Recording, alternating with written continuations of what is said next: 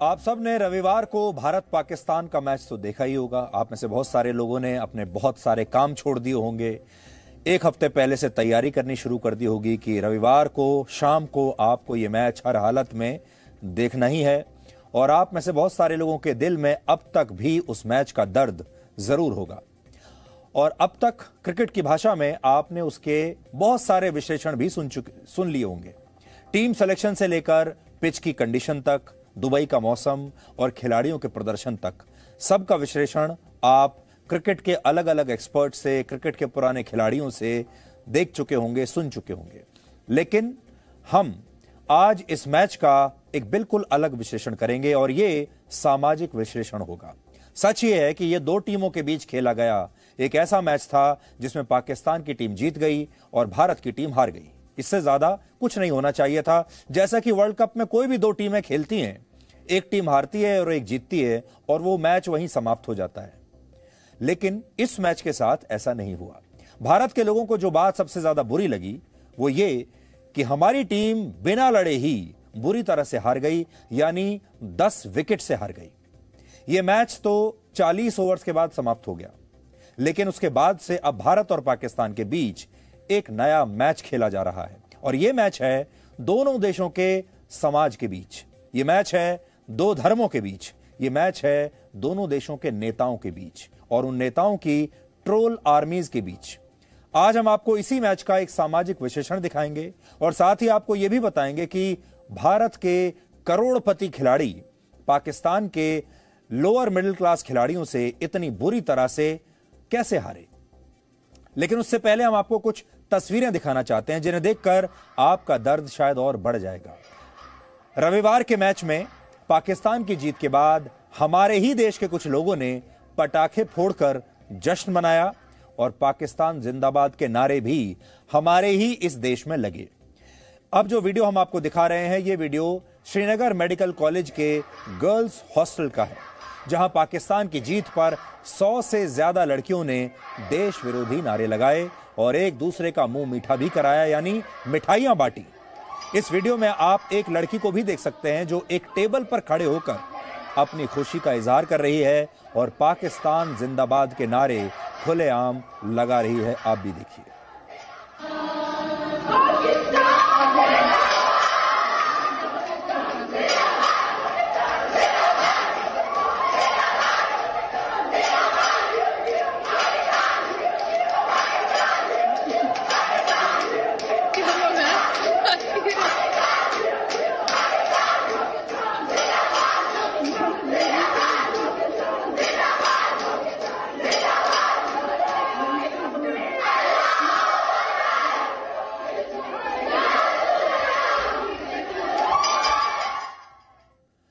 धर्म के नाम पर नारे लग रहे हैं और पाकिस्तान जिंदाबाद के नारे लग रहे हैं, लेकिन यह जगह पाकिस्तान में नहीं है, यह जगह है भारत में। यह जगह है कश्मीर, जम्मू कश्मीर की राजधानी श्रीनगर में, और यह जगह है एक मेडिकल कॉलेज।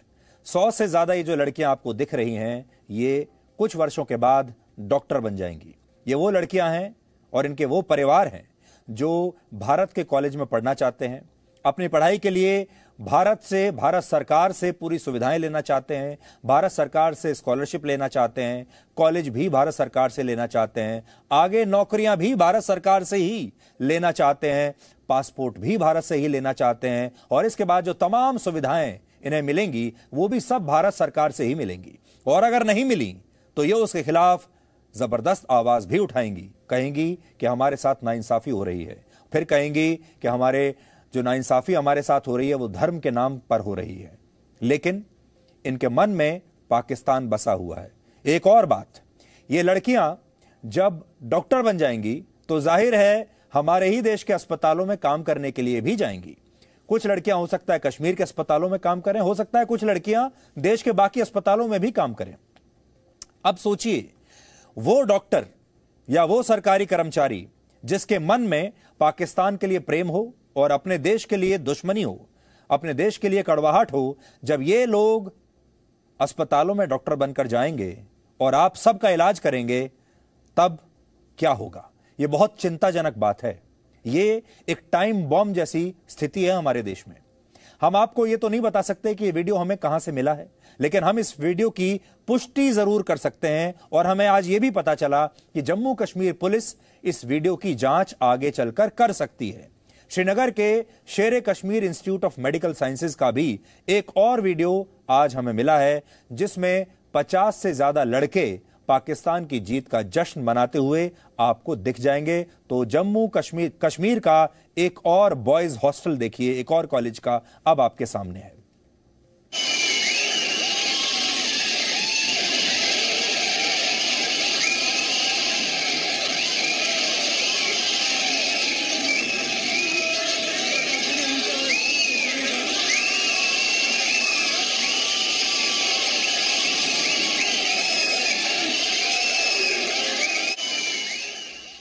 तो जैसे ही पाकिस्तान की टीम 10 विकेट से जीती और जैसे ही भारत की टीम 10 विकेट से हारी, कश्मीर के इस मेडिकल कॉलेज में भी लोग जश्न मनाने लगे। और ये भी वो लोग हैं, ये वो लड़के हैं जो कुछ वर्षों के बाद डॉक्टर बन जाएंगे और ये भी भारत के ही अलग अलग अस्पतालों में नौकरियों के लिए जाएंगे। ये भी वो लोग हैं जो भारत का ही पासपोर्ट लेंगे, भारत से ही स्कॉलरशिप भी लेंगे और भारत सरकार द्वारा दी गई तमाम सुविधाएं पूरे हक के साथ मांगेंगे। तो यहां आपने देख लिया, ये भी खुशियां मना रहे हैं भारतीय टीम की हार की। जम्मू कश्मीर के सांबा सेक्टर में भी पाकिस्तान की जीत पर पटाखे फोड़े गए, जिसके बाद वहां की पुलिस ने 6 लोगों को हिरासत में ले लिया। इसके अलावा पंजाब के संगरूर में स्थित एक प्राइवेट इंजीनियरिंग कॉलेज में भी कश्मीरी छात्रों के गुट ने पाकिस्तान की जीत का जश्न मनाया, जिसके बाद दूसरे गुट के छात्रों से उनकी एक झड़प हो गई। कॉलेज की डायरेक्टर ने खुद इस घटना की पुष्टि की है और आपको एक बार सांबा और संगरूर की ये तस्वीरें आज देखनी चाहिए, ताकि आप 135 करोड़ के भारत में उन मुट्ठी भर लोगों को पहचान सकें जो रहते तो इसी देश में हैं, खाते भी इसी देश का हैं, लेकिन जश्न मनाते हैं पाकिस्तान की जीत का।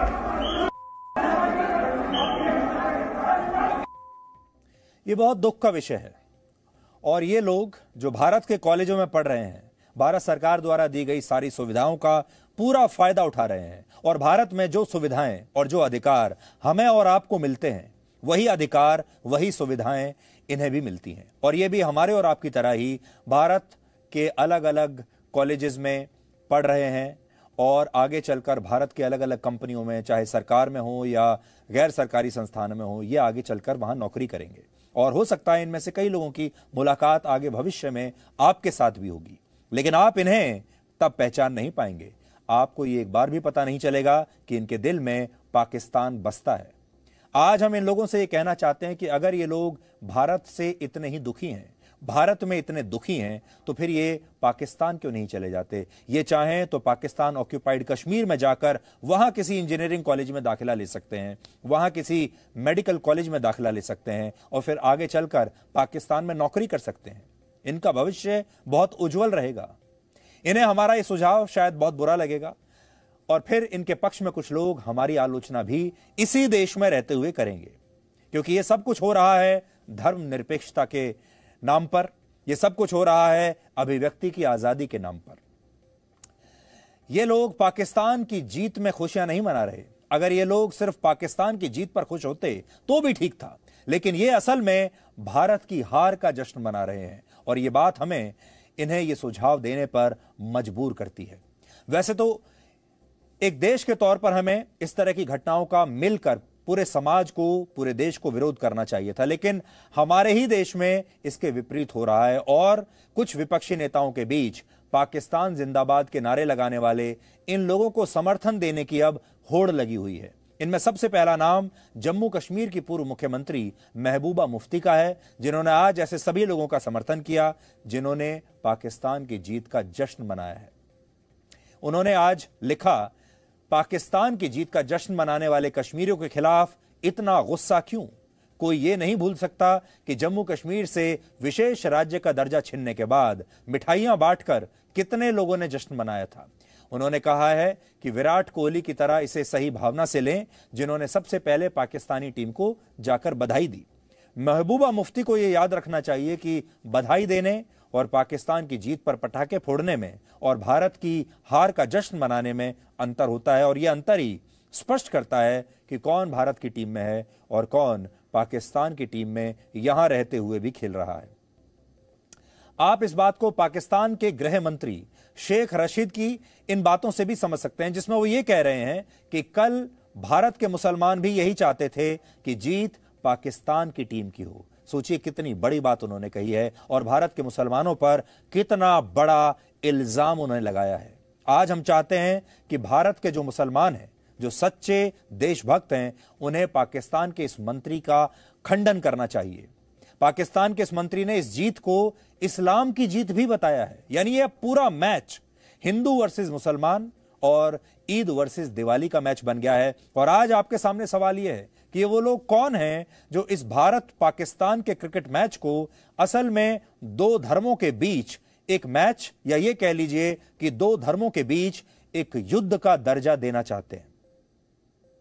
मैं आज सारी पाकिस्तान की कौम को इस फतेह अजीम पर मुबारकबाद पेश करता हूं, और जिस जुर्रत, वलवले, तनतने, दबदबे और बहादुरी से पाकिस्तान की टीम ने अपने रवायती हरीफ को शिकस्त दी है, उसको मैं सलाम पेश करता हूं। और आज सारे आलमे इस्लाम में पाकिस्तान ने अपनी सलाहियतों का लोहा मनाया है। मुझे अफसोस है कि यह पहला हिंदुस्तान पाकिस्तान मैच है जो मैं कौमी जिम्मेदारियों की वजह से ग्राउंड में नहीं खेल सका, लेकिन मैं तमाम ट्रैफिक को इस्लामाबाद, रावलपिंडी हदायत की है कि कंटेनर हटा दिए जाएं ताकि कौम अपने जश्न को तारीखी तरीके से मनाए और पाकिस्तान की टीम को, पाकिस्तान की कौम को मुबारक हो। आज हमारा फाइनल था, हमारा फाइनल आज ही था, और दुनिया के मुसलमान समेत हिंदुस्तान के मुसलमानों के उनके जज्बात पाकिस्तानी टीम के साथ थे। सारी आलम इस्लाम को फतेह मुबारक हो। पाकिस्तान जिंदाबाद, इस्लाम जिंदाबाद। तो पाकिस्तान के मंत्री खुद कह रहे हैं कि यह असल में इस्लाम की जीत है, और वो ये भी कह रहे हैं कि दुनिया भर के मुसलमान ये चाहते थे कि भारत की टीम हार जाए। दुनिया भर के मुसलमान, साथ में उन्होंने इनमें भारत के मुसलमानों को भी शामिल कर लिया। अब आज हमारा सवाल भारत के देशभक्त 20 से 25 करोड़ मुसलमानों से है कि क्या वाकई वो ये चाहते थे कि भारत की टीम हार जाए? क्या वो ये चाहते थे कि उनका देश हार जाए? क्या वो भारत को अपना देश मानते हैं या फिर पाकिस्तान को अपना देश मानते हैं? ये बात आज भारत के मुसलमानों को कम से कम बाहर निकलकर बतानी चाहिए। और मुझे पूरा यकीन है कि भारत के जो मुसलमान हैं वो देशभक्त मुसलमान हैं, वो भारत को उतना ही प्यार करते हैं जितना कोई और वो भी भारत के उतने ही बड़े, उतने ही सच्चे नागरिक हैं जितने बाकी की कौमों के लोग हैं। तो आज भारत के 25 करोड़ मुसलमानों को असल में पाकिस्तान को करारा जवाब देना चाहिए। आज हमें पूर्व क्रिकेटर वीरेंद्र सहवाग की जरूर तारीफ करनी चाहिए, क्योंकि उन्होंने ट्विटर पर एक कड़वा सच लिख दिया जो हमारे ही देश के टुकड़े टुकड़े गैंग को पसंद नहीं आया। वीरेंद्र सहवाग ने आज ट्विटर पर लिखा कि दिवाली के दौरान पटाखों पर प्रतिबंध है, लेकिन कल भारत के कुछ हिस्सों में पाकिस्तान की जीत का जश्न मनाने के लिए पटाखे फोड़े गए। उन्होंने लिखा कि पाकिस्तान की जीत पर भारत में पटाखे फोड़े जा सकते हैं, तो दिवाली पर पटाखे फोड़ने में क्या परेशानी है? उन्होंने इसे पाखंड बताया और यह भी लिखा कि यह सारा ज्ञान दिवाली के समय ही सबको याद आता है। यह उन्होंने लिखा है और आपके सामने उनका ट्वीट आपके सामने में रख रहा हूं। तो आज वीरेंद्र सहवाग की हिम्मत की दाद देनी चाहिए, क्योंकि उन्होंने खुलेआम ये सार्वजनिक बयान कम से कम देने की हिम्मत दिखाई। भारत के जो खिलाड़ी देश के मुद्दों पर कभी खुलकर नहीं बोलते, उन्हें सहवाग से सीखना चाहिए। क्योंकि एक हमने बात देखी कि भारत के जो खिलाड़ी हैं वो कभी देश के बारे में, देशभक्ति के बारे में खुलकर नहीं बोलते, कभी कश्मीर के बारे में खुलकर नहीं बोलते। हालांकि सहवाग देखी हैं, जब वो खेलते थे तब वो भी नहीं बोलते थे, लेकिन कम से कम उन्होंने अपनी बात रखी तो सही। लेकिन दुर्भाग्य ये कि हमारे देश के ज्यादातर खिलाड़ी कभी ऐसा नहीं करते और वो ये कहते हैं कि हमारा इन बातों से कोई लेना देना नहीं, हमसे तो बस क्रिकेट की बात कीजिए। इसलिए आज हम ये भी बताएंगे कि पाकिस्तान के क्रिकेटर्स से भारत के खिलाड़ी क्या सीख सकते हैं। अब सोचिए, ये भारत में ही हो सकता है जहां विपक्षी नेता पाकिस्तान की जीत का जश्न मनाने वाले लोगों का तो विरोध नहीं करते, लेकिन अगर कुछ मुट्ठी भर लोग धर्म के आधार पर किसी मुसलमान खिलाड़ी की ट्रोलिंग करें तो वो इसे हाथों हाथ हमारे ही देश के लोग ले लेते हैं। Presenting B News app available on Google Play and App Store. Download it now.